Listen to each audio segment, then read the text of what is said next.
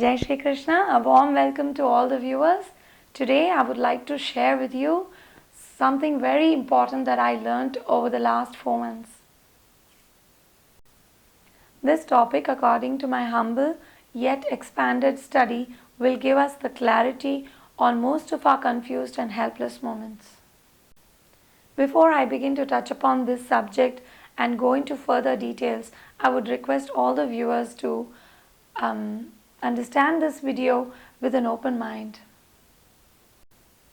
My emphasis today will be basically on the extent of damage that is caused by all types of devices with a screen, be it a television set, a home theater screen, a smartwatch, or a tabletop home computer, an iPad, a laptop, or a smartphone, which is a constant companion in most people's lives today. At our home, up to this day, we have been adamant not to have a smartphone in our lives, and we have managed with a small, old-fashioned, button operated 2G mobile phone like this one here, which almost looks like a toy phone, isn't it? The very reason for my study in this subject was multiple requests from our YouTube channel viewer moms who were concerned about their kids' hallucinations, odd behavioral patterns, and sudden changes in their thinking manner. After further probing, I got to know that these kids were having some exposure to video gaming with their friends. And as I started to research on Google, I suspected that the initial web pages were showing sort of underplaying the havoc that the video gaming can cause. And as you all know, that Google and YouTube are masters in censoring any information that will put them in trouble and put us out of trouble, or even humanity out of trouble. So I clicked on the images section to probe deeper and get some clues for that. And I did stumble upon some codes for screen time damages caused to the human brain, and which led me to the purchase of 3 crucially important books called The Glow Kids, The Shallows, and The Wired Child. After reading each book twice with the family, sentence by sentence, word by word, I started to notice some changes in my own self and also our family over the couple years. Especially the book called The Shallows by the author Nicholas Carr reveals to us how the internet changes our brain and rewires it differently. And also the book called Glow Kids by the author Nicholas Carr emphasizes on the gaming children's nightmarish lives. Even though none of us in our family have ever played a single video game, the information-seeking nature that I have due to our homeschooling venture had sort of changed me from a focused person to a slightly scattered personality, and from a determined and persistent character to a slightly giving up personality, and also from a very well organized person to a slightly disorganized and callous person. Anu, how did you realize all of this? As and when I was receiving some shocking information from the helpless parents, I was wanting to delve deep into this subject, and so I figured that I needed to read these books the second time, and this time I used the bibliography of the books and somehow reached out to the PDFs and many research papers, and I did some lot of reading with my limited brains, and I got to know that the human brain has its own intricate functioning capacity, with the use of the brain chemicals that are secreted inside, which help in the normal functioning of the human brain. And that is how I got to know all this. But alongside, I also started to observe that there were certain similarities, just at least an inkling of resemblance was there in our family and our lives too. So this is how I got to know and wanted to really fathom it. Of course, my husband, who was in the IT profession for 25 years of his life, will share his story of the screen exposure that he had in his life very soon. And also my bitter affair with coffee, right? Maybe. Anu, what brought about this change from a very pugnacious, never say die, persistent character to a giving up kind of character? What brought about this transformation in your life? See, the explanation of this dates back to 3 to 4 years from now, and that was when we were trying to search for a land, an agricultural land, to live a self sustainable and self reliant life with our beloved cows. And during that time, I used to wake up very early, like say 3 a.m. or even 4 a.m., and we used to cook, and we used to start our journey to look for a suitable Vastu compliant land, of course with Abhigya on site as our Vastu consultant those days. So I never felt tired despite being exhausted many of the days. I never felt tired mentally. You see, even though I was tired physically, mentally I kept going on, because we had that feeling that yes, there is a land for us somewhere waiting, and we used to feel very good about it, and we used to cook and carry the food with us, and never slipped a single time for any junk food outside despite hunger and exhaustion. Those were the days. But then slowly after some years, when we had to go and buy some materials for construction, we used to take the laptop with us in the car and leave the kids behind. So there was nothing that I had to literally, bother about, because when the kids are there, we better behave, because you don't want the kids to follow the wrong pattern. And that's why everything was in place. But when the kids were in the land and we were in the car traveling for the purpose of buying some materials for construction, I used to open the laptop and for knowing some information about the construction or about some new information for the education sake. But then I used to slip out and get distracted slowly, and this way, instead of spending half an hour, I would spend nearly 1 to 2 hours on the laptop. And then out of hunger, I was not able to control myself, and so maybe we started eating out. And also you wanted some coffee, because we used to land up a little late in the night. Sometimes it would be 9:30, 10, and you would feel sleepy on the wheels, and I was scared. So you started your coffee again, and that was making you also slip into the junk food and the rubbish habits which we had discarded long back, and we were so fine and healthy. And after doing all this, indulgence in stuff like which we were never advocating to anybody, and that's how we also slipped, and feel bad about it. But yeah.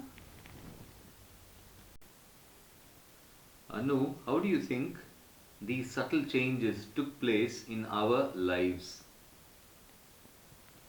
I think all of this happened because we chose to avoid the discomfort that would actually give us good results in the long run, but instead chose the momentary and temporary comforts, momentarily. We wanted to be in the comfort zone, and which of course will give you the bad results, will show you and enter your life like a slow poison, and that's what happened.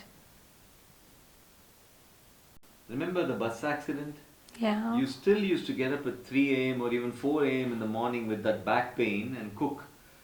You were a very ferociously determined lady those days. Uh, but then, how did you end up becoming a giving up kind of person? What happened? Um, I guess those days, when that bus accident happened and my lower back really broke, and by God's grace, somehow with the ancient science of Varmam, I got miraculously recovered, and despite the back pain coming to me every now and then, I was still not mentally so weak. I think that was because of the absence of laptop. I wasn't accessing laptop too much, but this happened only during the construction period in the land. So I guess these books have so much to tell us about our mental capacities and the anatomy of the brain chemicals that are secreted, as I said earlier. So yeah, we need to talk more in detail about it when I head to the chart. What steps have you taken to change back to your former better self?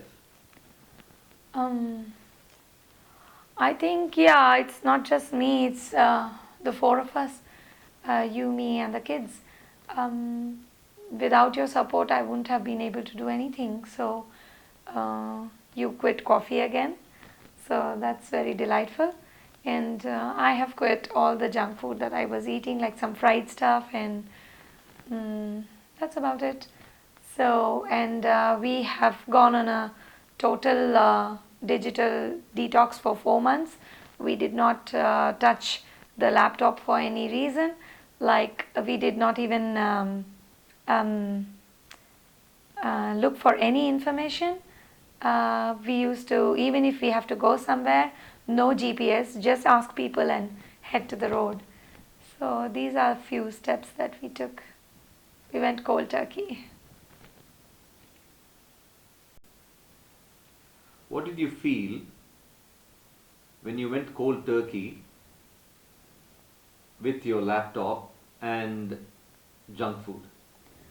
Um, we just went through some withdrawal symptoms like slight depression and agitation, irritability, and a few other things.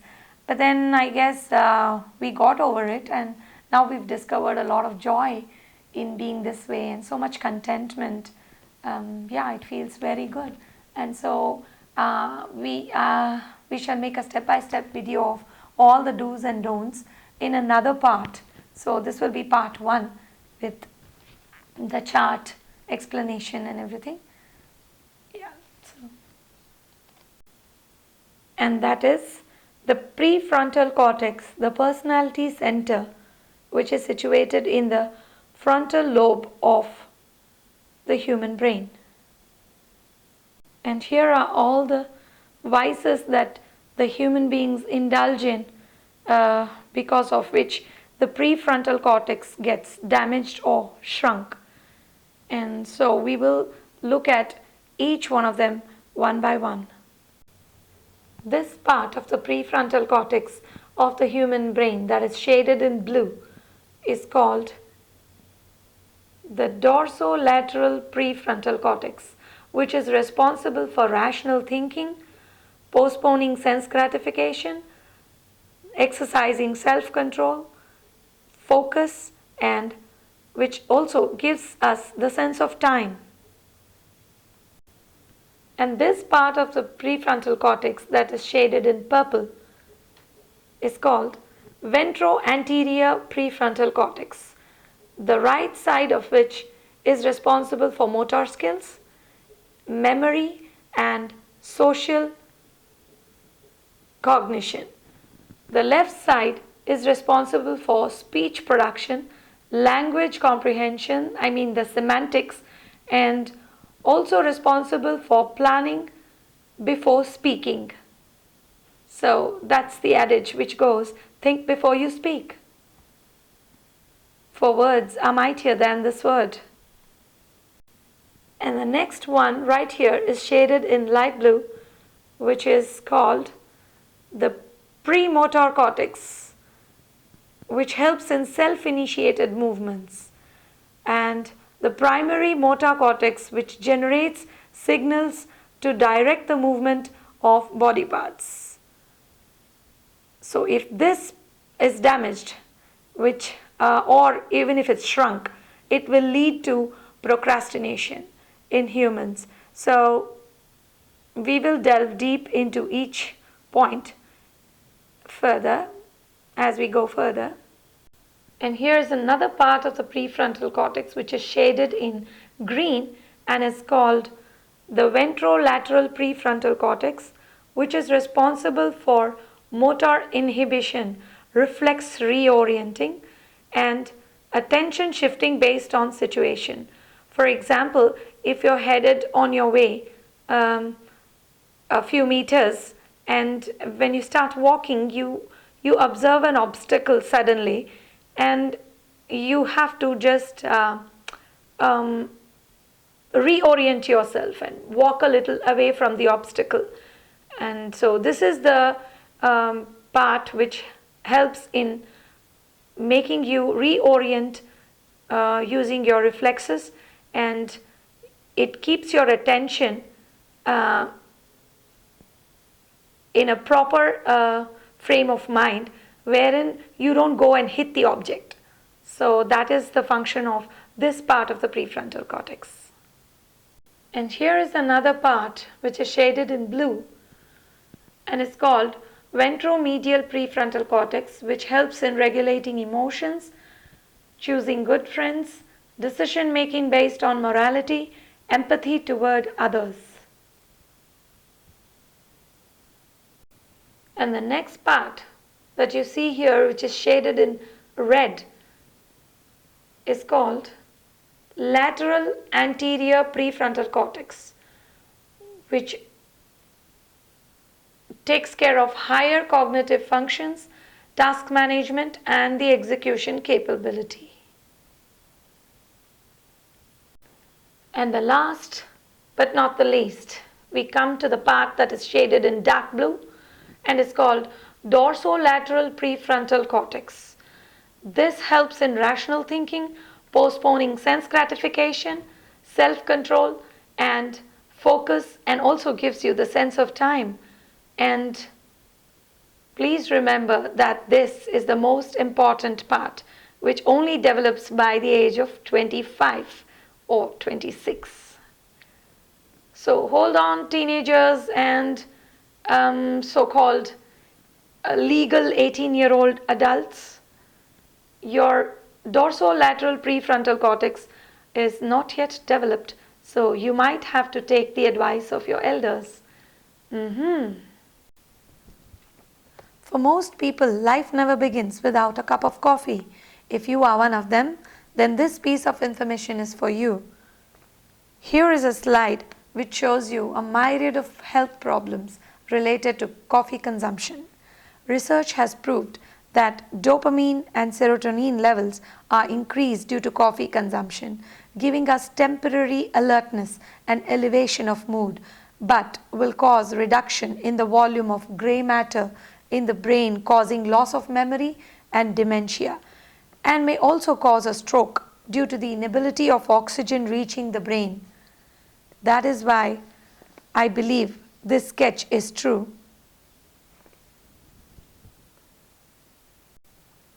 Coffee will take its drinkers to the coffin sooner than destined. So, beware. So now we shall look at the junk food affecting our human brain. Reward circuits in our brain get activated when we eat junk food, as they contain addictive substances like refined sugar, refined salt, and also The branded junk food contain aborted baby fetus cells which release excessive dopamine and get us addicted to the junk food. We get hardwired to engage in behaviors that we find pleasurable at all times, resulting in lack of impulse control. And junk food also shrinks the brain's learning capabilities by reducing its neuroplasticity. You can watch Abhigya's 2 to 3 hour presentations in various institutions over the dangers of junk food. All the presentations of Keep Disease Away will be of some help. Now we move on to the allopathy medicines and their connection to brain damage. It would be best to stick to ancient medicine that is so profound and efficient and avoid all man-made chemicals. There is this richness of Ayurveda, Siddha, so many traditional Chinese medicines.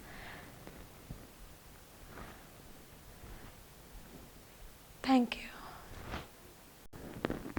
Now we move on to alcohol and the damages caused by alcohol to the brain. Alcohol releases endorphins which bind to opiate receptors in the brain. Brain shrinks in the areas of cognition and learning, even in moderate drinkers or social drinkers, as they would prefer to be called. There is so much of misguiding information on the internet and in the society we live in, which makes us believe that it's okay to keep indulging in these bad habits once in a while in moderation.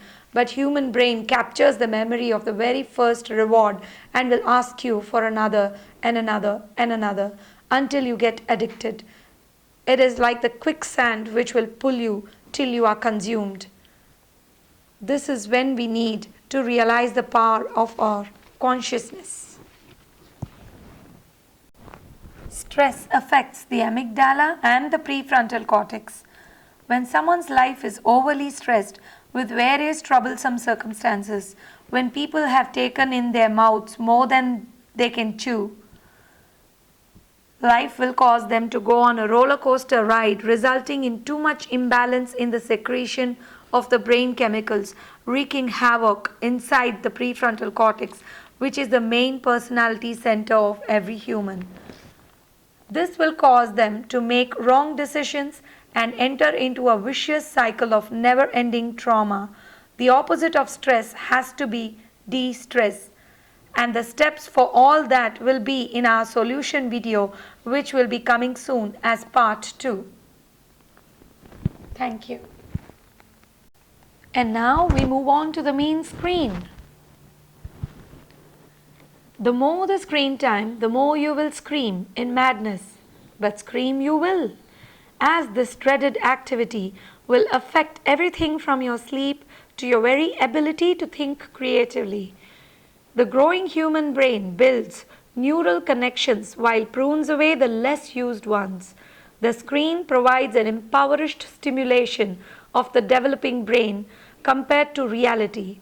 Social media, information surfing, job-related usage, and entertainment usage, all of these will cause our brains to lose memory, proper thinking skills, motor skills, and leading to future addiction. Brain imaging of gamblers, gaming addicts, and drug abuse addicts have shown the same findings as of people who use a minimum of 5 to 6 hours of screen time. So, beware. The word gaming itself seems such a rewarding word to all kids, teens, and even adults. These days, even the elderly wonder why the kids who game these days are displaying a reckless attitude. They just cannot wait. They are very impulsive and they seem to be disconnected from reality. They have no sense of time. They are focused only while gaming, but nowhere else. Numerous research papers show that brain imaging of these kids has proven the deactivation of the dorsolateral prefrontal cortex.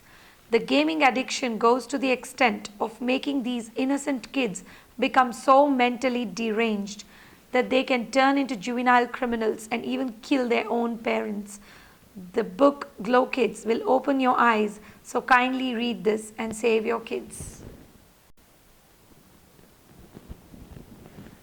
Gambling releases the same feel-good neurotransmitter called dopamine to make you feel excited.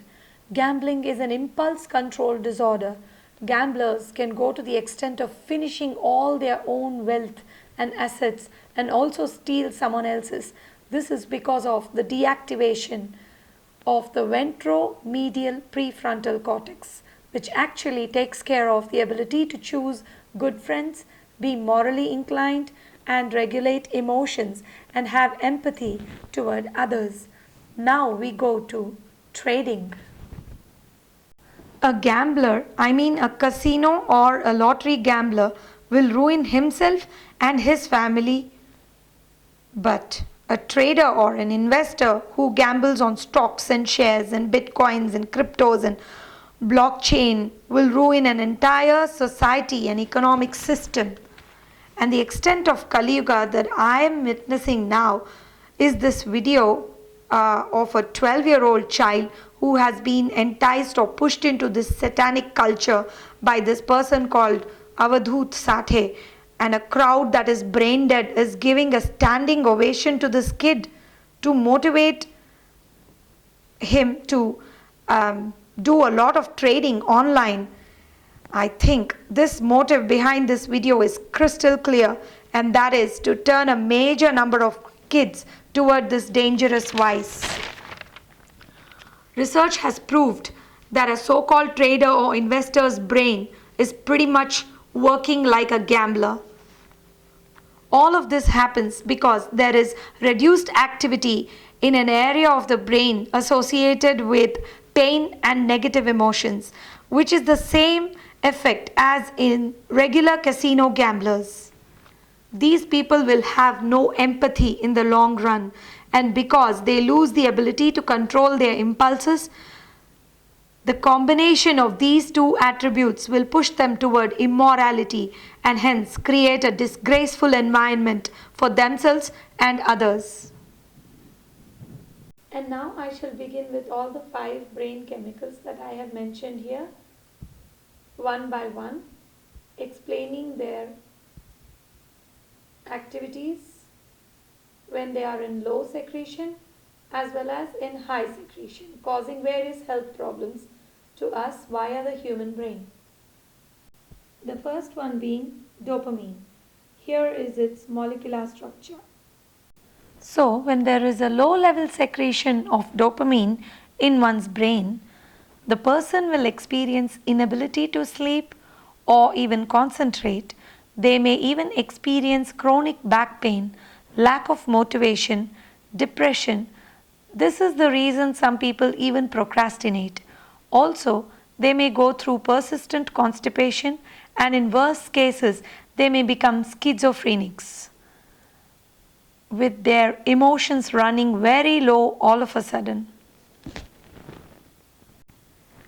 And when the same dopamine exceeds its moderate level and reaches high level, then their emotions will run very high and they suffer from schizophrenia and exhibit dual personalities of 2 extremes.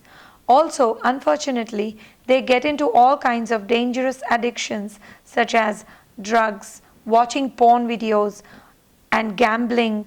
The pain of losing or doing something immoral or against their conscience is not even felt by them, as there is no activity in the dorsolateral prefrontal cortex as well as the ventromedial prefrontal cortex. Here is the molecular image of serotonin.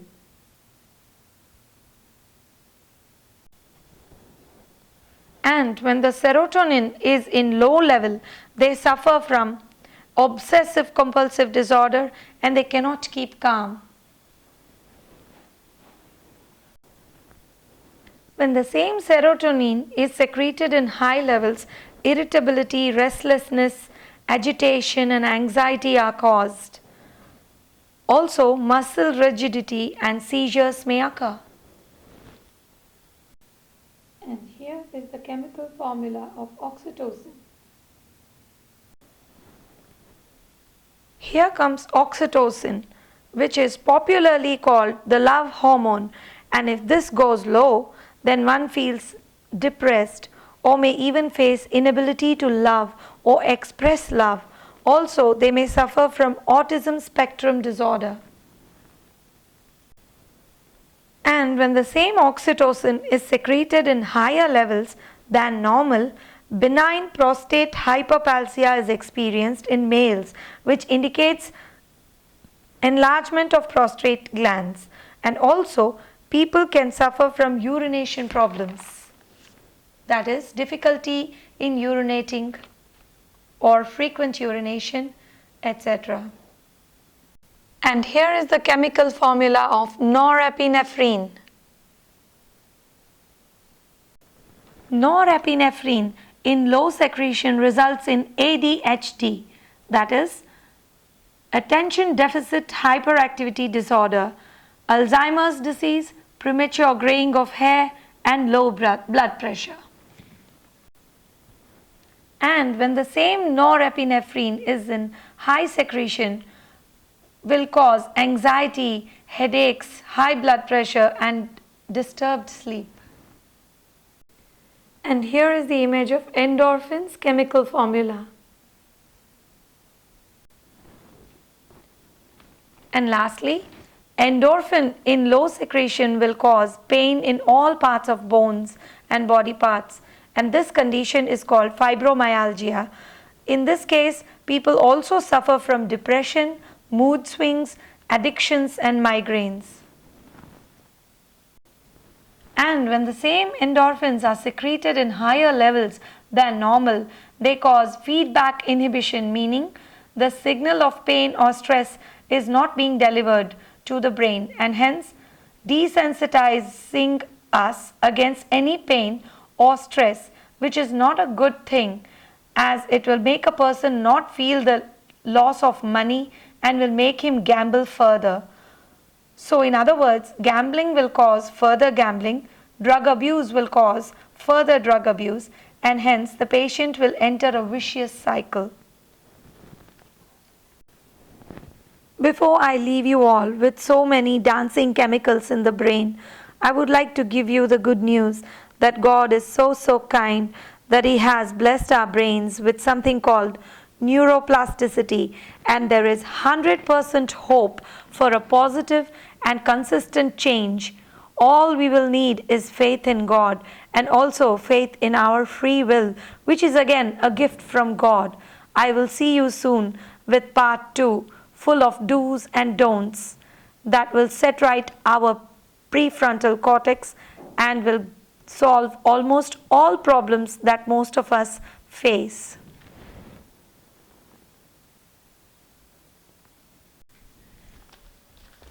So, in a nutshell, all the images that you see here in this chart are the major causes of the prefrontal cortex damage. These habits literally cook our brains. The very reason that I've prepared this chart in a childlike manner is to remain low tech. Otherwise, my entire time and energy would go in making this video very professionally with voiceover, slides, and many superimposed and merging and editing episodes. And finally, I would become a mental wreck after too much screen time. So please excuse me if most of you feel that I have wasted your time with this unprofessional video. Now I take your leave with this flower of faith blooming in your hearts. Thank you. Jai Shri Krishna.